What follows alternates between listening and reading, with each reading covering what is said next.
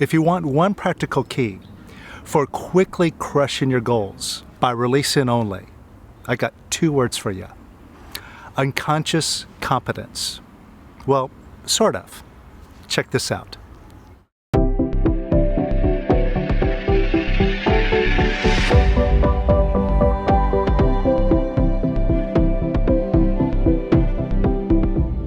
Welcome to the Power of Quiet, showing you that you have the ability right inside of you, right here, right now, to have, do, and be whatever you choose.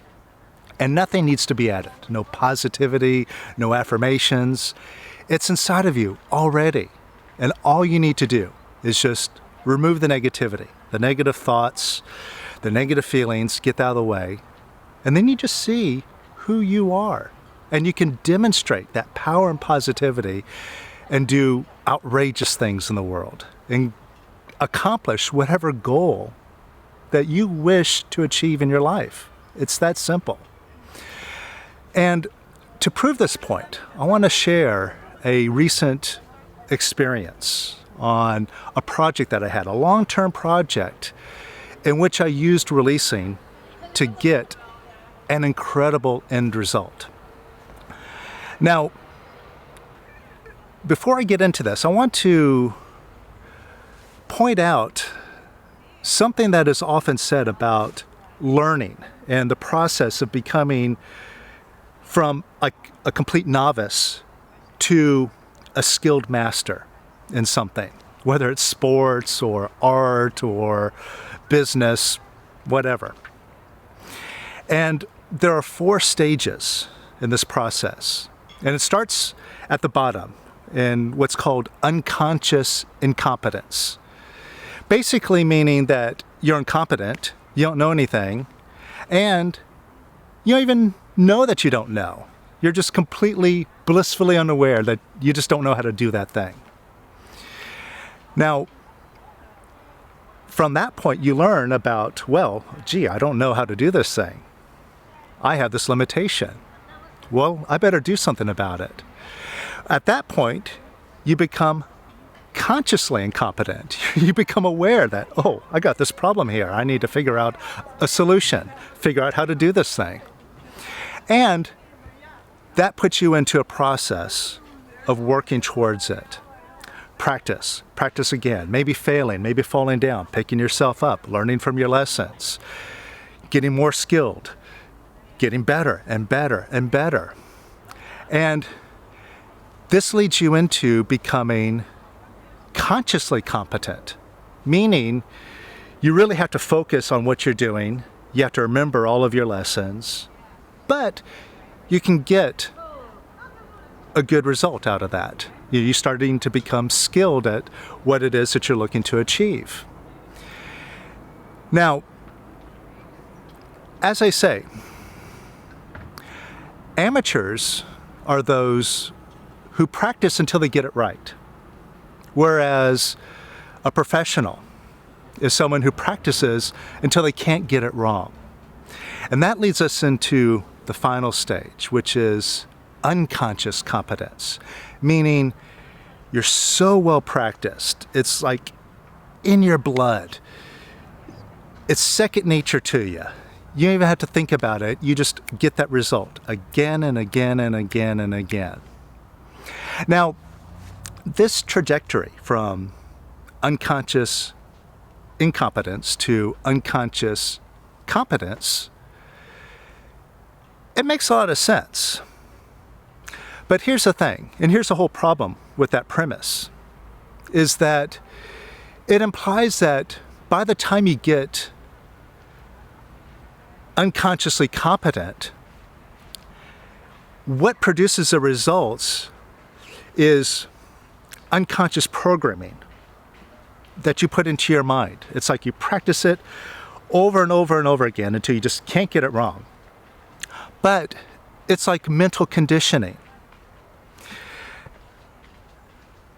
And that sort of conditioning isn't what we're looking for, because ultimately what we're all about here is living in the unconditioned state. the free state, where we're not relying on any programs in the mind. We're relying on beingness only, on presence only. And so to this end, what I say is that there is a higher state than unconscious competence. And that is a state of all-knowingness.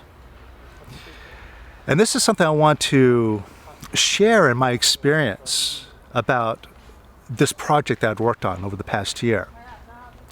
Now, for those of you who have been following along on the channel here, you notice that over the past year, I wasn't putting out as many videos. And I said one of the reasons was because I was working with Danny Attridge. We did a trading course together, the Money Alchemy course, and I really put my head into the trading and worked very diligently on it, and I still am. And that's going great, by the way. There's another thing that I was working on, and that is a lifelong passion of mine. Photography. Now, I've been in love with photography my whole life. When I was in middle school, I took a couple of classes in it. And one of my first jobs out of high school was selling camera gear. And I always fancied myself as being a photographer. Yet, being my lazy self, over the years, rarely did I put the serious time and attention into getting great at it. And the results showed. Now, granted, I have a collection of some really nice images that I've made over the years, but the vast majority of my portfolio, when I look at it, like 95%, I'm looking at it and I'm like, what was I thinking? So a year ago, I decided I'm going to get really great at this. And one of the ways I'm going to do this is I'm going to take a workshop. And I found a workshop that really piqued my interest because it was being run by two real professionals, not the modern day photographer as we often see now, in the realm of Instagram, which is a realm of a 3-second attention span, looking at something going, oh, that's nice, click like and scroll on. But people that put a consideration into the work that gets the viewer to just stop in their tracks and study the image that's in front of them. And so these two people that were hosting the workshop, one of them was a 30-year fashion and fine art photographer that has worked with magazines and galleries, has been working in the business on the professional side, her whole life. And the other was also professional. And he is a 30-plus year veteran as a photojournalist and a documentary photographer. So I saw that, these guys are running it, the lady and the guy, that they really knew what they were doing. And this is a whole nother league than anything that I've been exposed to. I wanted to join in. And so part of this workshop also, and this is the goal that I was working on, part of the workshop entailed creating a book out of a body of work. So I started a project with the end goal of creating a book, my first book. And I have to say, I've had people tell me that I should write a book, I should do a releasing book. And I'm kind of along the thinking of Lester about that it takes an ego to write a book. And every time I thought about writing something down, I just kind of cringed about it. But I kind of got an idea of taking pictures and blending them into a releasing theme. So I started this project around Amsterdam here with the idea of blending the ease and naturalness in which the Dutch ride bicycles. They don't even think about it. It's so second nature. Being on two wheels is like being on two legs. And they're just so in the flow. and they glide gracefully. They almost never have to stop at a red light. They're just so in tune. And I wanted to capture that in photo images and then tie that in with some thoughts about releasing. So I was like, hey, that sounds pretty cool. I'd like to do that as a project. So that's what I've been working on over the past year. And that entailed first a step of going out and shooting pictures daily over the past year. And see, here's the thing. When we're talking about getting results by releasing only, or in other words, using the but system, a lot of us, we like that idea. We don't like to work. We don't like to put effort or time into doing something. We just want the results right away. Give me the results. The problem is a lot of us, we're coming from that gimme attitude. I want that. I need that. Someone give it to me. Someone just give me the information. Give me what I need. Or just give me that thing. Then I'll be happy. And Lester pointed this out. He said there are 3 stages of consciousness in a way. One is a state of havingness, where I think we need to have something in order to be happy. It's like this gimme attitude. If I could just have this thing, then I'll be happy. And this is kind of like a slave-like mentality. This is the mentality that gets us to slave away at jobs, working for a living, whether we're working for a boss or for somebody else, or even if we're our own boss working for clients. Those clients are still kind of our boss, and we're kind of slaving away, hustling to make that paycheck so we can earn a living, keep a roof over our heads, keep food on the table, send ourselves on vacation, and thinking, well, if I could just have this stuff, if I could have that income, whatever, then everything's good. I'm happy. And that's like 90% of the world. 10% of the world are what Lester calls doers. And these are the ones that really go out and they do things. And they're coming from a place of, well, if I could just do and accomplish things. It's not about what I have. It's just what I can create and do. Then I'll be happy. And Elon Musk is a good example of this. I mean, look at all he's accomplished with Tesla and SpaceX and all that stuff. And yet, even for all this wealth, I heard that he doesn't even own a house. He just kind of rotates sleeping on friends' couches. So he's not so concerned about what I have. He's like, well, what can I do? And so there's about 10% of people like this that are like in pride and courageousness, up in a higher energy, that are real doers. And then it's a very small fraction, less than a point of 1%, that Lester calls beers, a place of being, where they come from a attitude of, well, if I could just be, I'll be happy. And it's from this place of being where they just allow abundance to come without limits. And these are the masters of the world.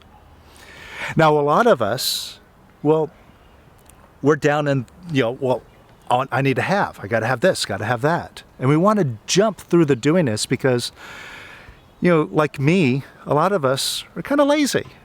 And we don't like the idea of working so hard, putting a lot of time into doing something. We just want those results. So we want them easy, we want them fast.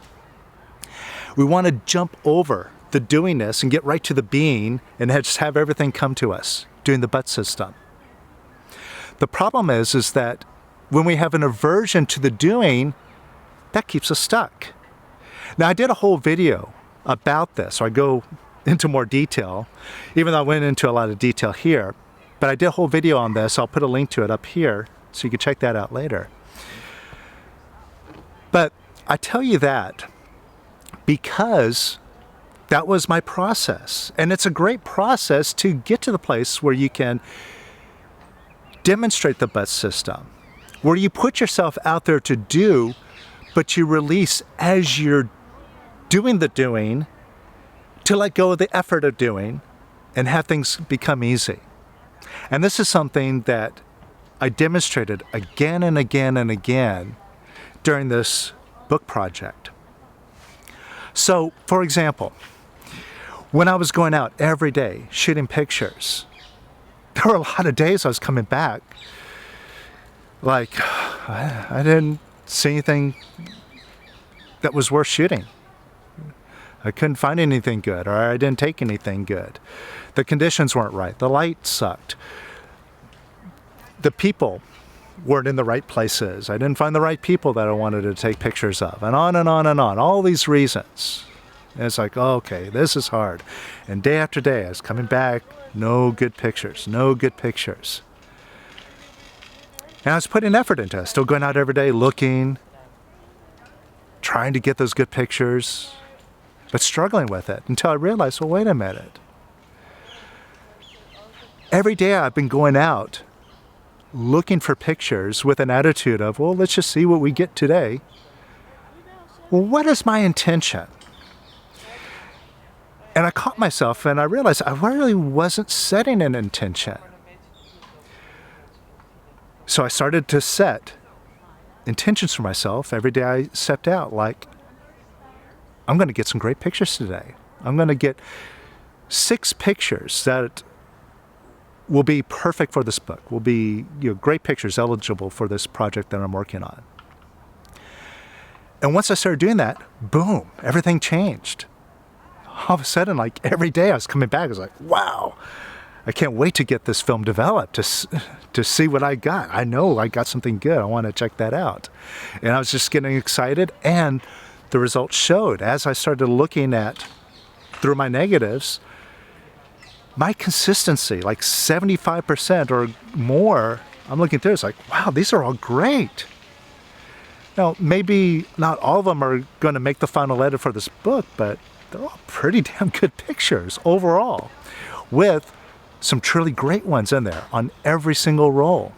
I'm shooting film, by the way, so, I'm using terms that don't equate to SD cards and JPEGs and that sort of stuff. So the process of going out and shooting the images, it just became effortless and easy because I was releasing as I was going out and doing it. And I was using goals, little mini goals, each and every day. When I step out the door, I'm going to get great images today. And having that decision, and whatever came up, oh, the light's bad today, I released on it, the light changed. It got wonderful. Oh, nobody's going to like me taking a picture of them. They're going to give me a hard time. They're going to yell at me. I just released on it, and I had wonderful interactions with people. Stuff like that, right? So in the process of doing, I'm releasing, and I start demonstrating the but system. Now, here's where I want to make the point about the unconscious competence. And really more so, it's beyond that. It's a place of all-knowingness. See, when I got to the workshop, and this is just last month that I did this, I showed up with all the pictures and I edited them down to a select group that I wanted to show these professionals, and boy, I was nervous showing real photography professionals my pictures. In my mind, I'm thinking, well, they're not going to be that impressed. At the very least, they're just going to sit across from me. I'm going to look at them. They're going to look at me, and they're going to say, well, what do you think of your pictures? And I'm going to be like, needs work. So I was kind of nervous about it, but I showed up with my images. As it turns out, they really dug them. They liked the work that I put together over the past year.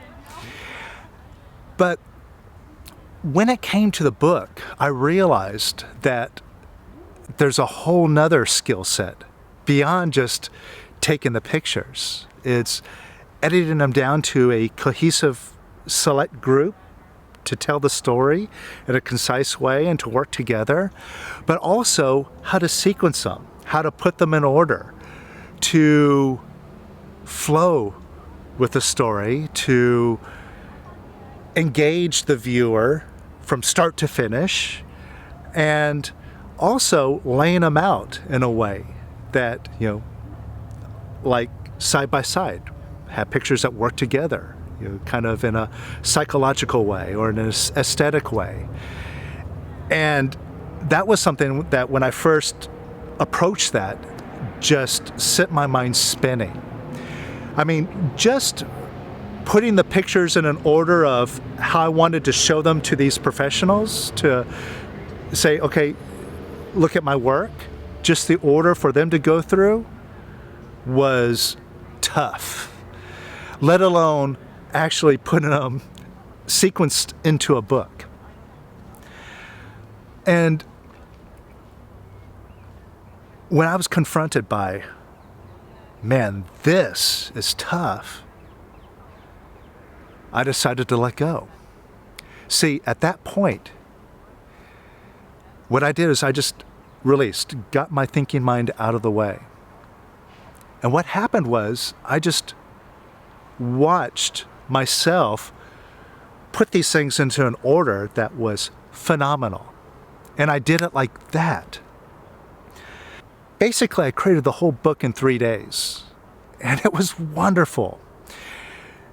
And I showed it to, the photographers, and they're like, wow. What you put together and the order that you put them together and the pictures that you paired together on spreads, I wouldn't have thought to have done that. And that's great. They loved it. In fact, the guy that was the photojournalist, the documentary photographer, who's done lots of books and lots of long-term projects, he said to me, man, that's your first book. Wow. So basically, this was a process. I saw what I needed to do. I saw the next stage of what needed to get done to get to the end result of this goal. And when I came across a block, like, how am I going to get these images into order? I just let go. I released. And by quieting my mind, I went beyond that unconscious competence, because basically when the mind is completely quiet, there's no thoughts, conscious or unconscious. There's literally nothing there. And what remains, what is there, is something that, if you listen to Lester, he always talks about. It's that place of isness, a beingness, which is a place of all-knowingness. And when I got quiet enough, I just knew what to do. And I did it pretty much correct the first time, did it fast. That was it, and it was brilliant. And when I also had to write, there were a couple of days in which I'd written like about half of it, and then I'm going through to finish the rest of the writing, and I would try to force it. Okay, I need 3 more pages of writing to go in here. I'm trying to push an idea, and it's just not working. And I caught myself. I was like, well, wait a minute. No, let's not struggle with it. Let's just let go, release, get out of the way, get that mind quiet again. And I would just come back, nice and quiet, and the words just flowed right through me, did them all in an instant, and it's great. So, is this book like the end-all and be-all of photo books or releasing books? Absolutely not. Is it a great book? I don't know. Is it a pretty good book? Well, definitely. It's a really good book. And is it a launching pad to do something even greater, to inspire myself to do even more and to go to the next level and to set my sights on doing greater things, both in photography, but also in releasing and also in bookmaking. So I just wanted to share this example with you because a lot of times when we look at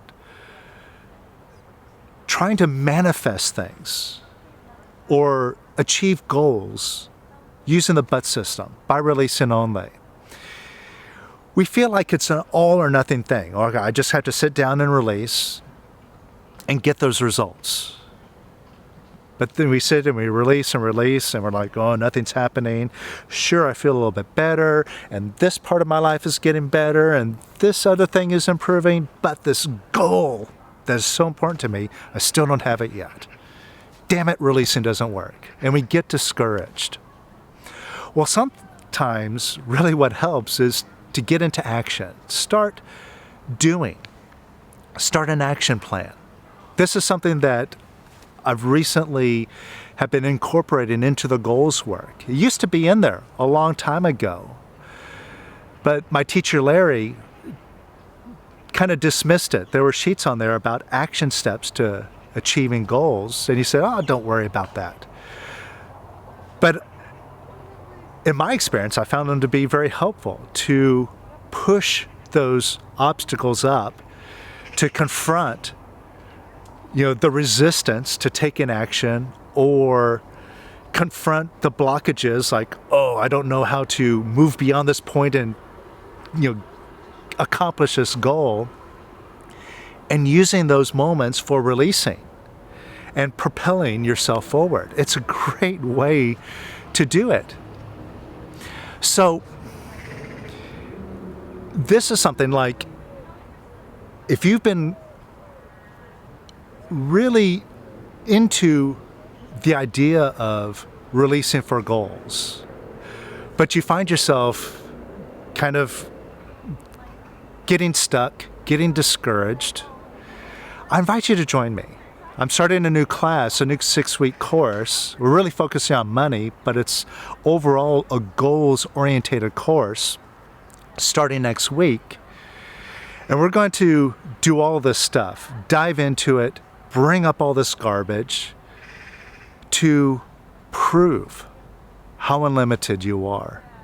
And that ultimately, once you get the garbage out of the way, you can demonstrate stuff beyond unconscious competence, but be in that place of all-knowingness all the time. Being in that place where you just realize it's just a decision, like the decision to go out the door and say, I'm going to have a bunch of great pictures I'm going to take today. I'm going to have a successful day, and do that each and every single day. So if that's something that you really want to get good at, and you want to get into that rhythm of working on goals and using it for releasing and moving up and up and up, then join me on this new course. It's called the Wealth Manifestation Course. I'm going to put a link to it up above, also in the description below. Now, as always in all the videos, let's do some releasing. So, one of the great little tools of releasing is getting out of your mind. Like I said, the thing that really got me to be in the flow and just have that abundance of all-knowingness pour out of me on this book project was quieting that mind. And one of the ways that we could easily quiet that mind is look for that habit of trying to figure things out. Now, see if there's a goal that you'd like to have, maybe a goal that you've been working on. Maybe it was a releasing goal of yours that you never got. And maybe right now you're still trying to figure out, well, how is that possible? I mean, Lester talks about getting things by release and only. And maybe I worked on it, got really serious about it, but I never demonstrated fully what Lester talked about. And see if you're trying to figure out, what am I doing wrong? Or what do I need to do to make that bus system work? Right? See if you've been trying to figure that out. Have you? Now ask your mind if it knows how to do that right now. See if your mind has an answer. Does it? I mean, if it did have an answer, you'd have it, and you'd be able to get that result. You'd have that goal. So, it's pretty clear your mind doesn't know. Yet we are all in the habit of asking that mind again and again and again for that answer. Give it to me, give it to me, give it to me. It's that state of haviness, like, oh, give me, I gotta have it. We ask that mind, we think that, well, if I just get that right answer, if I had that right knowledge, if I just figured it out, then I could do it. And our mind sends us all over the place, right? Go read this book, go listen to that guru, go try this, go try that. All with this hope of, this book is going to give it to me, or that guru is going to just tell me the thing that's going to just blow my mind and open up all the knowledge, and that's it. It doesn't work that way. It doesn't come from a place of somebody giving it to you. You already have it in yourself.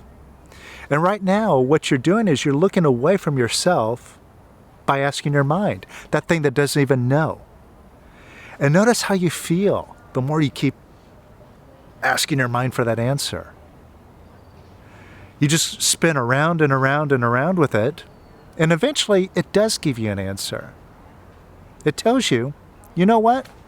You haven't been able to get that goal. You don't have an answer. You haven't been able to figure it out. Here's my advice. Beat yourself up. Right? Isn't that what your friend the mind tells you to do? Beat yourself up. Disapprove of yourself. Judge yourself. Or judge others. Maybe you judge Lester. Oh, maybe he's not who he says he is. Or you judge this teacher or that teacher.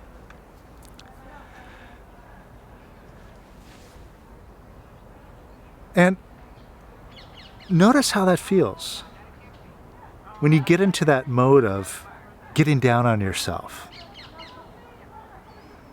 And what do you end up doing? You beat yourself up more and more and more. And at the end of all of that, you still don't have the goal. And then you're really in a funk going, oh, now I feel really negative and nothing works in my life. And you just go down. Lower and lower and lower, listening to that mind.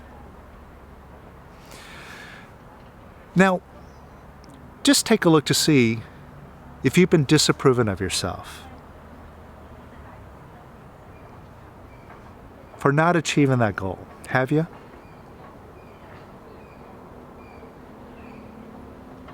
Or maybe you feel apathetic. What's the use? Why bother? Or maybe you've been distracting yourself, but you go, oh, well, I just spent the last year binge watching Netflix, and no wonder I don't have a goal, so beat myself up even more. Right? So you see, haven't you been beating yourself up? Now, how does that help you accomplish your goal? By beating yourself up, by getting down on yourself. Does that help you? Of course not. Doesn't accomplish anything, beating yourself up. And who's doing that? You're doing it, aren't you? Now that's the good news, because if you're doing it and it's no help to you, since you're the one who's doing it, now you can make a decision. I'm going to be positive and love myself, or I'm going to be negative and beat myself up. What do you decide? Well, I'm assuming The obvious answer. You're going to be positive and love yourself, right? So, first of all, could you let go of disapproving of yourself? Just a little bit. All right? You've been doing it for a while. Weeks, months, maybe years. Not just over this particular goal, but over lots of things, right? Could you let go of beating yourself up? Just a little bit now. Since you're in charge. And could you let go of beating yourself up a little bit more? And could you let it go a little bit more? And a little bit more.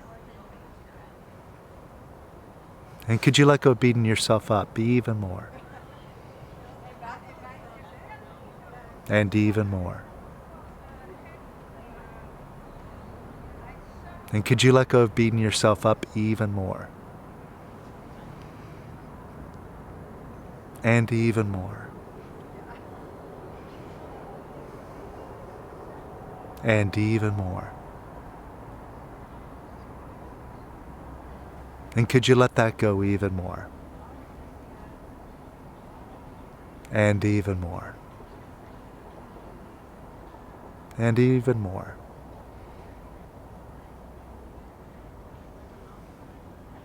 And could you let go of beating yourself up a little bit more? Just a little bit. And see if you can let it go even more.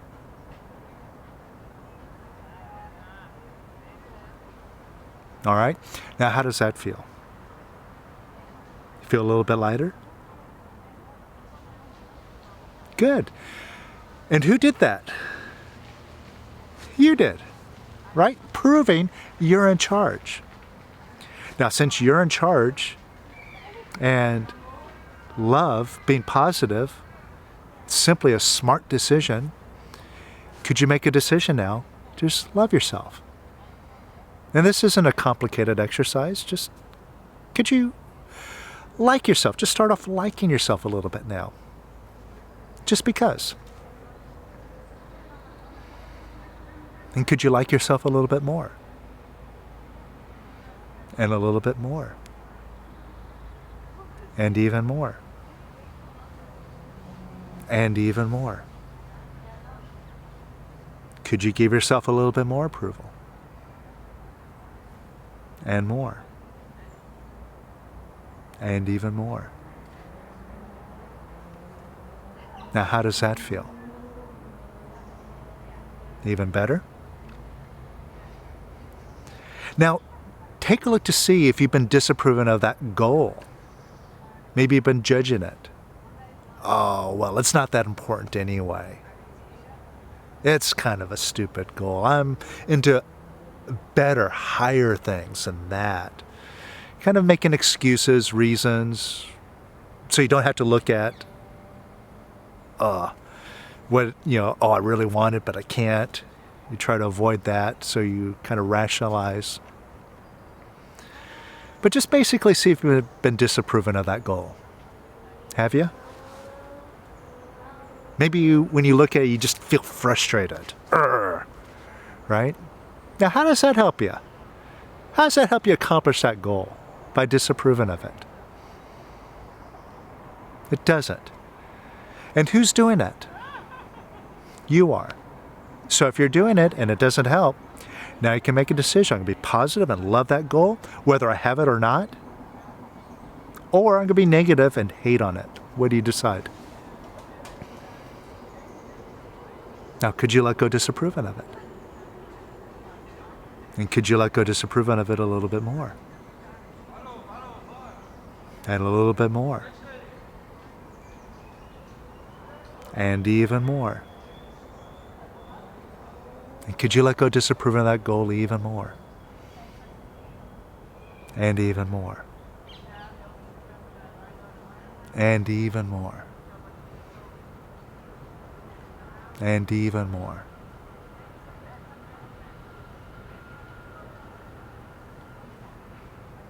And how does that feel? See how you feel about that goal now? More neutral? Lighter?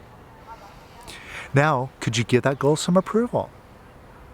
Just just like it. Just because. Again, whether you have it or you never have it, you just love it anyway.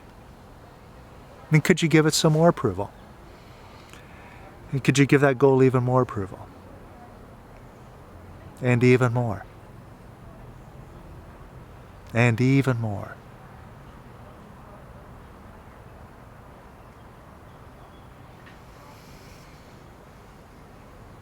And how do you feel now? Even lighter?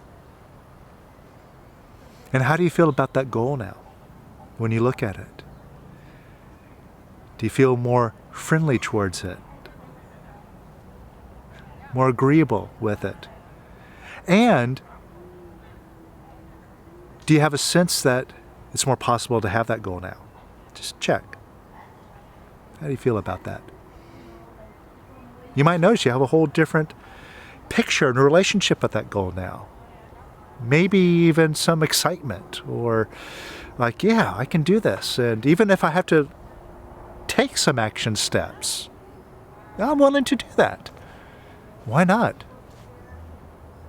Right? So this right here is a big difference maker. This simple little exercise of practicing love. But you got to get rid of the non-love in order to really love. And just after a few minutes of doing it here, you see, it makes a big difference. So what if you did this over 6 weeks, really intensively? Just bringing up and dropping all the non-loving feelings and getting in love with all your goals, with your whole life and with yourself. If you feel like that's going to make a big difference in your life, both internally and externally, I invite you to prove it, because I could tell you, if you just follow what Lester has laid out for us to do to get rid of our ego, get rid of our negativity, you can't help but achieve any goal you set your mind to. If you want to prove it, join me. I'll show you. It's easy, but you're experiencing it now. So anyway, practice it and use this to have a new look on what you want to do with your life and what's possible. Don't settle. Be great.